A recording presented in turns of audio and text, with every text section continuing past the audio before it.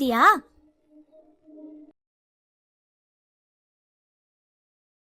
ಹಾ, ಇನ್ನು ನನ್ ಕೇಳೋದ್ರಲ್ಲೂ ಅರ್ಥ ಇಲ್ಲ, ಆ ದೇವ್ರು ಕೊಡೋದ್ರಲ್ಲೂ ಅರ್ಥ ಇಲ್ಲ ಮುದ್ದು ಮರಿ. ಯಾಕಂದ್ರೆ ಕೊಟ್ಟಿದ್ದನ್ನೆಲ್ಲ ಕಿತ್ಕೊಳ್ಳೋ ಕೆಟ್ಟ ಜಗತ್ ಮಧ್ಯೆ ನಾವಿದೀವಿ. ಆದ್ರೂ ಒಳ್ಳೆಯವರಿಗೆ ದೇವ್ರು ಸಹಾಯ ಮಾಡ್ಬೇಕಲ್ವಾ? ಏನ್ ಮಾಡ್ಬೇಕು? 25,000 ಇದ್ದಕ್ಕಿದ್ದಾಗೆ ಮೇಲಿಂದ ಬಿದ್ಬಿಡ್ಬೇಕಾ?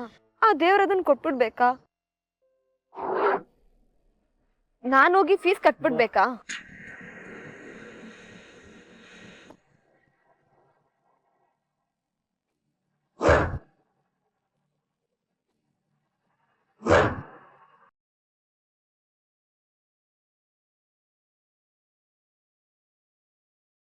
ಏನು ಬಿತ್ತು?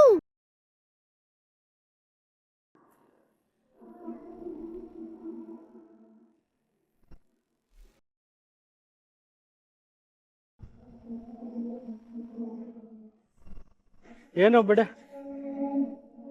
ಕಾಸು ಕೂಟಿಟ್ಟಿದ್ದು ತುಂಬಾ ಸಾರ್ಥಕ ಆಯ್ತಲ್ವೇನೆ ಪಾರ್ವತಿ? ಹೌದು ರೀ, ಮಗಳ ಮದ್ವೆನ ಕೊಡ್বে ಖರ್ಚು ನೆಮ್ಮದಿಯಾಗಿ ಮುಗಿಸ್ದಂಗಾಯ್ತು. ನಮ್ಮಂತ ಬಡವರ ಪಾಲಿಗೆ 2 ಲಕ್ಷ ಅನ್ನೋದು ತುಂಬಾ ದೊಡ್ಡ ಹಣ ಅಲ್ವಾ? ಹೌದು ಕಣ್ರಿ.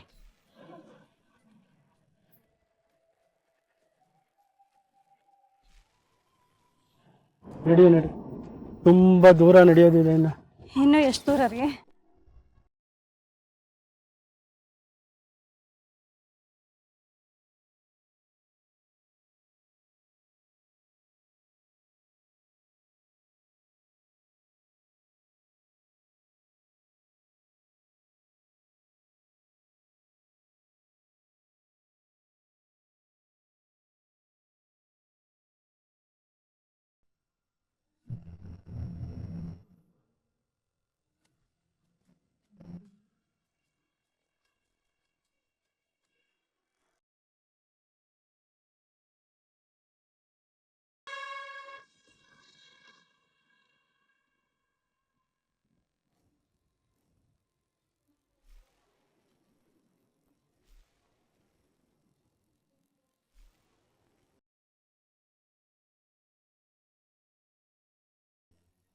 ದುಡ್ಡು?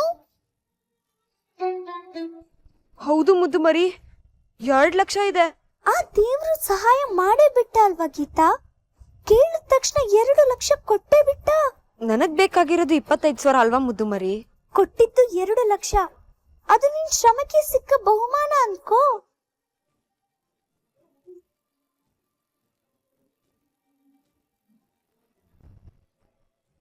ಏನ್ ನೋಡ್ತಿದೀಯ ಗೀತಾ?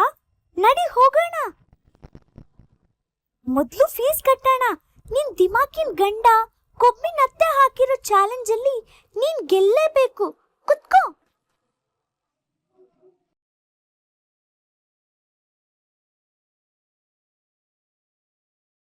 ಹಾ, ಅದೇ ಸರಿ.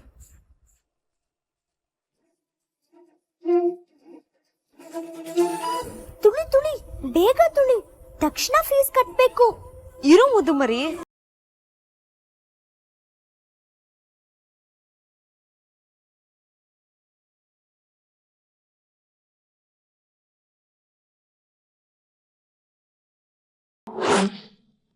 ಬಂದಿಲ್ಲ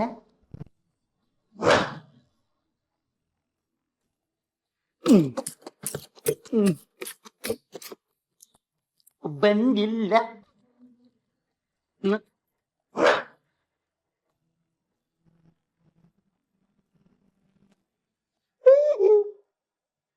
ವಿಜಯ್, ನಿಮ್ಮ ಅಮ್ಮನ ಮುಖದಲ್ಲ ಒಂದು ಕಳೆ ನೋಡು.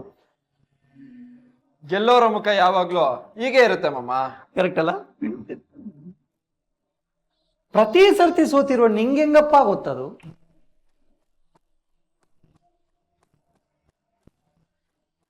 ಅಣ್ಣ, ಇದು ಎಲ್ಲಾ ಸೋಲನ್ನು ಬಡ್ಡಿ ಸಮೇತ ವಾಪಸ್ ತಗೊಳ್ಳೋ ಸುಂದರವಾದ ಸಮಯ. ಅದಕ್ಕೆ ಮುಖದಲ್ಲಿ ಪ್ರಖರವಾದ ಬೆಳಕು ಅಂತಂತೀಯ ತಂಗಿಯವ್ವ. ಮತ್ತೆ ಈ ಬೆಳಕು ಗೀತಾ ಅನ್ನೋ ಎಳೆ ಬಳ್ಳಿನ ಕಮರಿಸೋ ಬೆಂಕಿ ಆಗಿದೆ. ಆ ಬೆಂಕಿ ಬೆಳಕಲ್ಲಿ ಮೆರೆಯೋ ಮಹಾರಾಣಿ ತರ ಕಾಣ್ತಿಲ್ಲ ನನ್ನ ತಂಗಿಯವ್ವ. ಹ್ಞೂ, ಮತ್ತೆ ಏನೂ ಇಲ್ಲದ ಮಿಡಲ್ ಕ್ಲಾಸ್ ನನ್ನ ಮುಂದೆ ನನ್ನ ಮಗನ್ ಮುಂದೆ ಮೆರೆದಿತ್ತಲ್ಲಣ್ಣ. ಇವತ್ತು ಆ ಮೆರವಣಿಗೆ ಶೋಕದಲ್ಲಿ ನಮ್ಮ ಅಮ್ಮನ ಕಾಲ್ ಮುಂದೆ ಕೊನೆಯಾಗುತ್ತೆ. ಆ ಗೀತಾ ನನ್ನ ಮುಂದೆ ಸೋತು ಕೂರ್ಬೇಕು. ಕೂರ್ತಾಳೆ, ಗೊಳೋ ಅಂತ ಕಾಲ್ ಹಿಡ್ಕೊಂಡು ಅಳ್ಬೇಕು. ಅಳ್ತಾಳೆ, ಆ ಆನಂದನ ನಾನು ತೃಪ್ತಿಯಿಂದ ಅನುಭವಿಸ್ಬೇಕು. ಅನುಭವಿಸ್ತೀಯ ತಂಗ್ಯವ್ವ. 100% ಅದಾಗೆ ಆಗುತ್ತಮ್ಮ. ಇನ್ನು ಆ ಗೀತ ಬರ್ಬೇಕಷ್ಟೇ. ಅವಳ ಸಹಾಯಕ್ಕೆ ಯಾರು ಬರೋದಿಲ್ಲ. ಕೈಯಲ್ಲಿ ದುಡ್ಡಿಲ್ಲ, ಸ್ವಾಭಿಮಾನ ಸತ್ತಿರುತ್ತೆ, ಕೊಬ್ಬು ಕರಗಿರುತ್ತೆ. ಕೈ ಹಿಡಿಯೋ ದೇವ್ರು ಕೂಡ ಕೈ ಬಿಡಿಸ್ಕೊಂಡು ಕೊಡುವಿರ್ತಾನೆ. ಸೋಲು ಗೀತನ ಹೆಗಲ್ ಮೇಲೆ ಕೂರಿಸ್ಕೊಂಡು ಬರ್ತಾ ಇರುತ್ತೆ. ಆ ಸಮಯ ಯಾವಾಗ ಬೇಕಾದ್ರೂ ಘಟಿಸ್ಬೋದು. ಆಹಾ, ಈ ಆನಂದನ ಅನುಭವಿಸೋ ಅನುಭವನೇ ಬೇರೆ.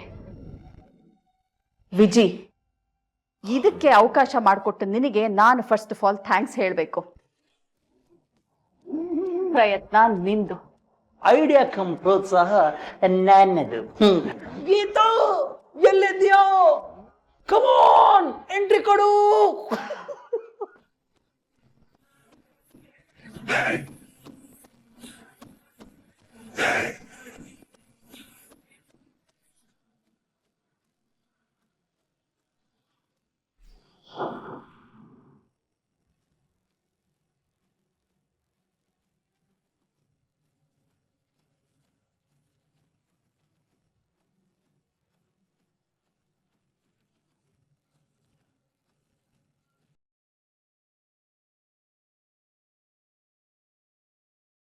ಏನಮ್ಮ, ಯಾರಮ್ಮ ನೀನು?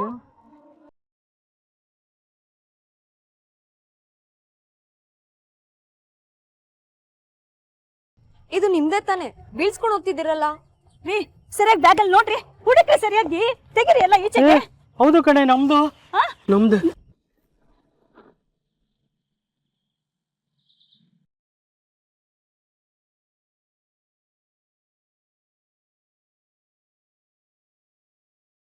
ನಮ್ದೇ ಅಮ್ಮ. ಲೇಲೆ ಗೀತಾ, ಎಂತ ದೊಡ್ಡ ಕೆಲಸ ಮಾಡ್ತಾ ಇದೀಯೇ? ಇದು ನಿನ್ನ ಅಗತ್ಯ. ಇದ್ರಲ್ಲಿ ದುಡ್ಡಿದೆ, ತಗೊಳ್ಳಿ.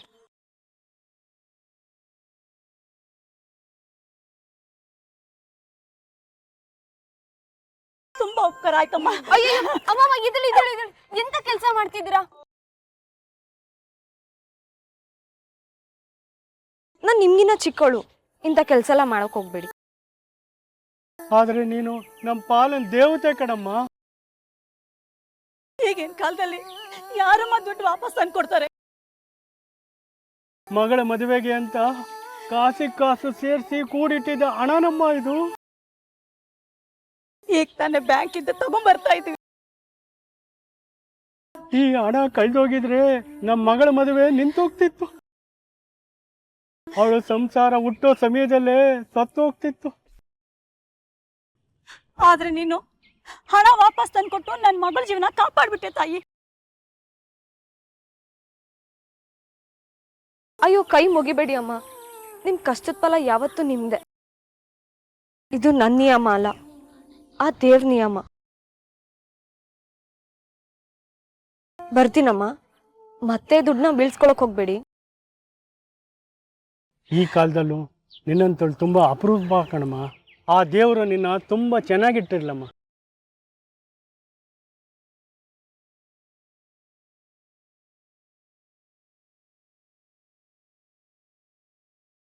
ಆಯ್ತಮ್ಮ, ಹೋಗಿ ಬರ್ತೀನಿ.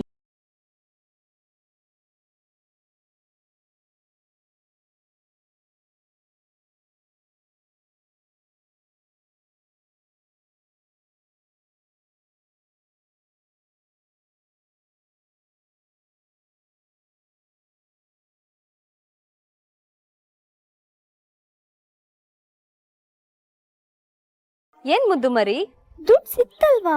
ಅದು ನಾನ್ ಸಂಪಾದಿಸಿದ ದುಡ್ಡಲ್ವಲ್ಲ ಮುದ್ದು ಮರಿ. ಫೀಸ್ ಹಾಕೋದಿಲ್ವಾ? ಮುದ್ದು ಮರಿ, ನನ್ ಪ್ರಯತ್ನದಿಂದ ಸಂಪಾದಿಸಿದ ದುಡ್ಡು ಆಗ್ಬೇಕಾಗಿತ್ತಲ್ವಾ? ನೀನು ನಿಮ್ಮ ಅತ್ತೆ ಮುಂದೆ ಗೆಲ್ತಿದ್ದೆ ಅಲ್ವಾ? ಎಲ್ಲೋಕೆ ಅಡ್ದಾರಿ ಇರೋ ತಪ್ಪಲ್ವಾ ಮುದ್ದು ಮರಿ? ದೇವ್ರು ನಿನ್ ಕಷ್ಟ ನೋಡಿ ಕೊಟ್ಟು ವರ ಅನ್ಕೊಂಡ್ ತಗೋಬೇಕಿತ್ತಲ್ವಾ? ಅದು ಅವ್ರ ದುಡ್ದ ದುಡ್ಡು ಮಧು ಮರಿ. ಮಗಳು ಮದ್ವೆಗೆ ಕಷ್ಟಪಟ್ಟು ಕೂಡಿಕ್ಕದನ್ನ ನಾನ್ ಗೆಲ್ಲೋಕೆ ಅದನ್ನ ಬಳಸ್ಕೊಂಡ್ರೆ ಅವ್ರ ಜೀವನ ಹಾಳಾಗಲ್ವಾ? ಆದ್ರೂ ನಿನಗೂ ಕಷ್ಟ ಇತ್ತು ಗೀತಾ. ಈಗ್ಲೂ ಇದೆ. ಹಾಗಂತ ನಮ್ ತಟ್ಟೆ ಊಟನ ನಾವೇ ಮಾಡ್ಬೇಕು ಮುದ್ದು ಮರಿ. ಬೇರೆಯವ್ರ ತಟ್ಟೆಗೆ ಕೈ ಹಾಕಿ ಅವ್ರ ಹೊಟ್ಟೆ ಮೇಲೆ ಹೊಡಿಯೋದನ್ನ ಮನ್ಸತ್ವ ಅಂತಾರೆ ಹೇಳು? ನೀನ್ ಇಷ್ಟೊಂದು ಒಳ್ಳೆಯವಳಾದ್ರೆ ಸೋಲ್ತೀಯ ಗೀತಾ. ಮುದ್ದು ಮರಿ, ನಂದು ಸ್ವಾಭಿಮಾನದ ಪ್ರಶ್ನೆ, ಅವ್ರದ್ದು ಅವ್ರ ಮಗಳ ಜೀವನದ ಪ್ರಶ್ನೆ, ಸಂಬಂಧಗಳ ಪ್ರಶ್ನೆ. ಇನ್ನೊಬ್ರಿಗೆ ಒಳ್ಳೇದಾಗುತ್ತೆ ಅಂದ್ರೆ ನಾನ್ ಯಾವಾಗ್ಲೂ ಸೋಲಕ್ ರೆಡಿ ಮುದ್ದು ಮರಿ. ಆದ್ರೆ ದುರಂಕಾರದಲ್ಲಿ ಮೆರೆಯೋರ್ ವಿರುದ್ಧ ನೀನ್ ಗೆಲ್ಲೋಕ್ ಇಷ್ಟಪಡ್ತೀಯ ತಾನೆ? ಹೌದು ಮುದ್ದು ಮರಿ. ಹಾಗಾದ್ರೆ ಈಗ ಏನ್ ಮಾಡ್ತೀಯಾ? ಸೋಲ್ತೀನಿ ಅಷ್ಟೇ.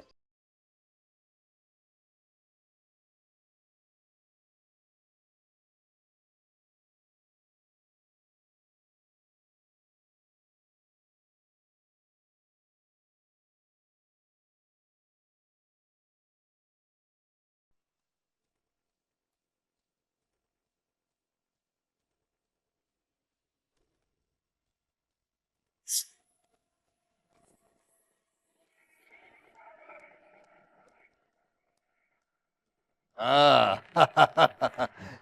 ಬೀಗ್ರ ಜೊತೆ ಸೇರಿ ದುಡ್ಡು ಮಾಡೋ ನನ್ನ ಪ್ಲಾನು ಸಂಪೂರ್ಣವಾಗಿ ಸಿದ್ಧವಾಯ್ತು.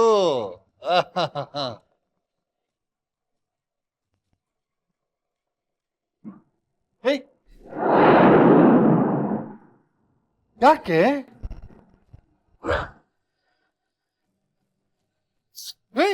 ಅಯ್ಯೋ ಅಯ್ಯೋ ಏನೇ ಮಾಡ್ತಿದ್ಯಾ? ಅಯ್ಯ ಯಾಕೆ? ಅಯ್ಯೋ ಯಾಕೆ ಅರ್ಥ ಆಗ್ತಿದ್ಯಾ?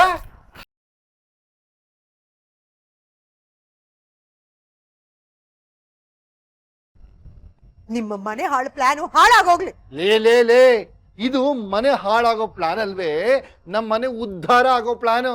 ಅದಕ್ಕೆ ಗೀತನ್ ಮನೆ ಹಾಳಾಗ್ಬೇಕಾ? ಗೀತನಿಗೆ ಕೆಟ್ಟ ಹೆಸರು ಬರ್ಬೇಕಾ? ಅವಳ ಜೀವನ ಅಲ್ಲೂ ನರಕ ಆಗ್ಬೇಕಾ? ಏನಾಗುತ್ತೆ ಅಂತ ನಾನು ಇನ್ನು ನಿನಗೆ ಹೇಳೇ ಇಲ್ಲ, ಅಷ್ಟರಲ್ಲಿ ಇಷ್ಟೆಲ್ಲ ಮಾಡ್ಬಿಟ್ಟಿಯಲ್ಲೇ. ನನಗ್ ನೀವೇನ್ ಹೇಳೋದು ಬೇಕಾಗಿಲ್ಲ ರೀ. ಅಡ್ಡ ದಾರಿ ನೀವೇನ್ ಮಾಡಿದ್ರು ಅದು ಕೆಟ್ಟದೆ. ಅಂದ್ರೆ ನಾನ್ ಸೋಲೋದನ್ನ ಬಯಸ್ತೀಯಾ? ನಿಮ್ಮಿಂದ ಗೀತಾ ಸೋಲೋದನ್ನ ನಾನ್ ಬಯಸೋದಿಲ್ಲ.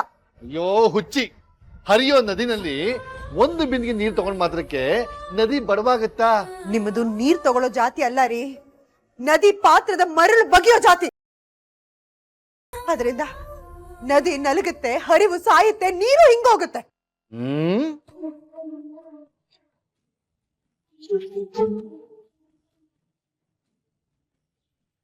ಸುಶೀಲಾ, ಗಂಡನ ವಿರುದ್ಧ ಹೆಂಡತಿ ತಿರುಗಿಬಿದ್ರೆ ಏನಾಗುತ್ತೆ ಅಂತ ನಿನಗೆ ಗೊತ್ತಲ್ಲ.